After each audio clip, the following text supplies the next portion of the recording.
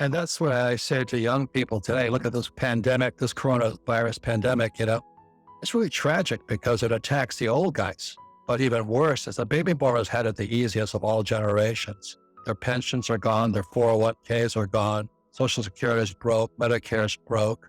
So I say to younger people, this pandemic, this crisis is the best thing that ever happened to you.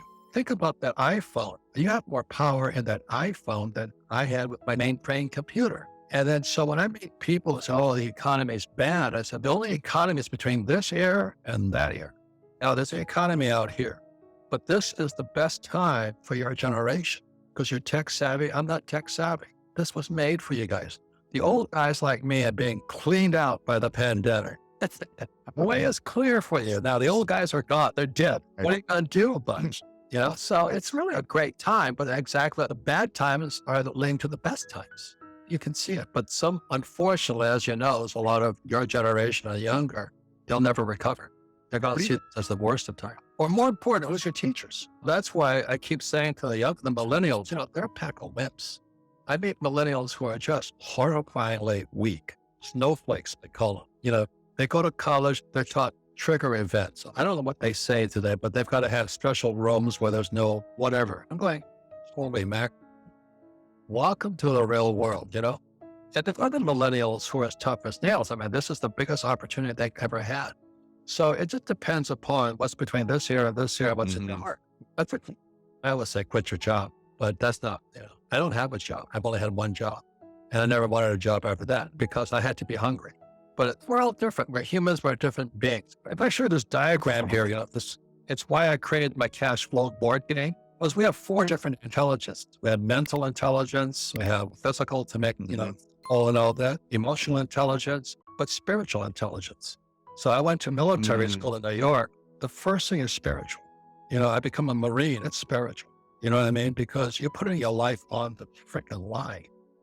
So Nassim Taleb, they wrote the book, The Black Swan. He says there's 3 kinds of people in the world. There's fragile. And that's what our school systems are putting out. Fragile and be snowflakes. And that's your choice. You want to be that way? Have a good life. The second type is that sauce, a fragile, like a champagne flute. You hit it, it shatters. Then the second one is called robust. And a robust person is like the rock. You can pound on them, dump on them. They take it. But that's all they do. They take it. And then anti-fragile is somebody like you, where they pound the crap out of you and you get smarter and better because of it. So I love Nassim Taleb. A lot of people call him Dr. Doom. But the way I look at this whole thing, this economy is, we're probably going into a depression. We're not going to get out of this. And so the thing is this good for you or bad for you? I'm looking forward to it. The last crash was 2008. And I made more money in 2008 than in my whole life. So this one here, I'm going to get even richer, but I'm going to get poor. And if they're baby boomers, they're going to blame it on this coronavirus. Oh, my health, hey, hit the road, put on some running shoes, change your diet, get some sunlight, get healthy. Don't be a wimp, but, oh no, I'm so afraid of dying. But you're already dead. You don't even know it yet. In the Marine Corps, we used to call them corpse people. A corpse means a person was dead, but doesn't know it. They're so afraid of dying. They're already dead. This is the best time to be alive right now. The lesson is here, you got to choose your teachers wisely. When the market crashed in 2008, guess how much money I borrowed? $300 million. Because interest rates were dropping and real estate prices were going to the toilet. And when I walk into my banker, which they report as about a financial statement, income statement, balance sheet, statement of cash flow. It's a book on accounting. People don't even know it's a book on accounting. So I walked into my bank with my partner and had all this property that was floating to the surface. And I say, I'll take them off your hands. Give me the money to buy the property. That's cojones. Give me the money and I'll buy your properties for you. So it depends. And this is my whole thing. I am now 700 million, almost $1 billion in debt. You know why? Because I don't pay any taxes. The more debt I have, the less tax I pay. And the average guy goes, how do you do that? Because you have bad teachers. And so it's this whole thing that you got to choose your teachers wisely. I don't touch that garbage that Wall Street puts out. I don't have a 401k. I don't have stocks, bonds, mutual funds, ETFs. Doesn't mean you shouldn't, but I don't need them. And the other part is, look, for the young guys, the best teachers are not at colleges. The best teachers are on YouTube. Wake up. The fake teachers are in colleges. They're telling you to get a job, the corporate ladder. Patrick David said it best, and I love that guy. He says there's two kinds of leaders, wartime and peacetime. And a peacetime leader is a guy like my poor dad. He goes through all the right schools. He has all the degrees, the credentials, he does all the right things. He climbs the corporate or the government ladder and all that. Well, a wartime leader goes to war. So Steve Jobs, the wartime leader. I'm a wartime leader. Difference is I went to war twice on the front lines. And what happened? So I joined the Marine Corps. I learned to fly, go to Camp Pendleton. I strap on my weapons. I go to advanced weapons in Camp Pendleton. I go to Okinawa, and then they send me into Vietnam. And I came out of Vietnam about 4 months later, back to Restage in Okinawa. And I thought everybody had changed. I looked at the fellow Marines. I had been to war. It's different when somebody's trying to kill you. Every single mission, I went down 3 times. And I came back stronger and tougher. So I came back to Okinawa. I got like a week off, and they're going to ship me back into Vietnam again. I said, what happened to these guys? And it wasn't that they changed, I changed. So what happens to entrepreneurs who go out and they get their ass handed to them and they survive? If you survive, you see a different world. Whereas peacetime, who's climbing the corporate ladder right now, they just lost their job. They're sucking their thumb. This is the worst time. Yet for a wartime leader, it's the best of times. If you're an entrepreneur right now, the world's open to you. If you're an employee, your world's dead to you. An entrepreneur can create their own success. That's what it comes down to. So this best of times for the wartime guys. Horrible time, peacetime. If you can't make money now, you should hang it up. I tell all you freaking millennials, man, I don't know where it is. I got this iPhone. If you can't make money with that, hang it up. You can't make money with an iPhone through social media, through marketing. You have the world at your fingertips and you can't make money. The problem is between this ear and this ear, not out here, it's in here. That's why you've got to choose your teachers wisely. So let me just say it again. The best teachers are on YouTube. Make up what you want to listen to. I'm just being real. Look, if you're poor right now, it was called look in the mirror. That's what Rich had always said to me. He said, if you're looking in the mirror right now, you see a loser. That's what you are. Can't make money in this economy. You don't change. You think, hindsight is 2020. If you're looking at you don't have any money, you don't have a job, your boyfriend or girlfriend has left you. How did I get here? There's a great book called, Gulag Archipelago by Solzhenitsyn. So he gets thrown in a concentration camp or a gulag in Siberia. And he says, how did I get here? You know how he got there? Because he was a peacetime leader. Didn't fight back. So people are being sold to go to school, get a job, pay taxes, save money, get out of debt, buy a house. The house is an asset, and invest for the long term in a well-defined portfolio of stocks, bonds, mutual funds, and ETFs.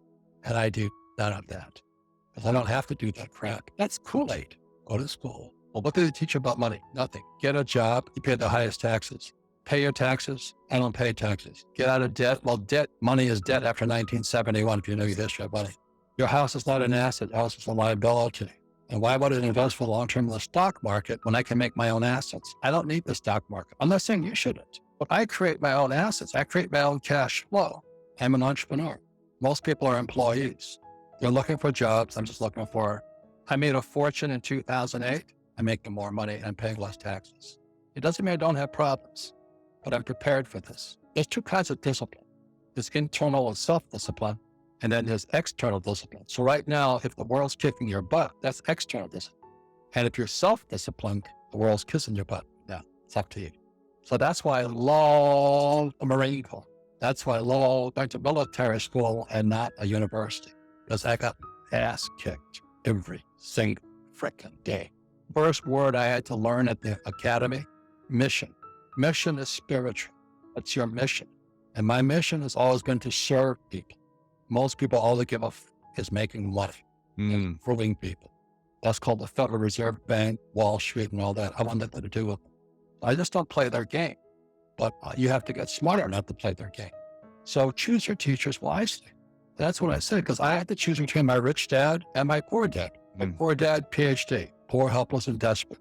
And that's what he wanted me to do when I came back from Vietnam, was get my master's degree, get my PhD, and fly for the airlines. If I had done that, my friends who flew for United, they're broke. You know why they're broke? Because Wall Street stole their pensions. It's called an ESOP, Employee Stock Option Plan. The biggest crisis coming up right now after this pandemic is pensions are going to crash. That's right. You got it now. Because they're empty. Yeah. Load of them. My God, wake up. Wake up. The Federal Reserve has only one purpose, is to keep the rich rich. That's their only job. So every time the market crashes, as you notice, money pumps in, they pump the prices up, the rich exit. So what's happening to the poor and middle class with their 401k and IRA right now are set? That's like saying, okay, put the handcuffs on the Titanic. It's going down. Meanwhile, the rich have got their G5 flying in to pick them up and get off the boat.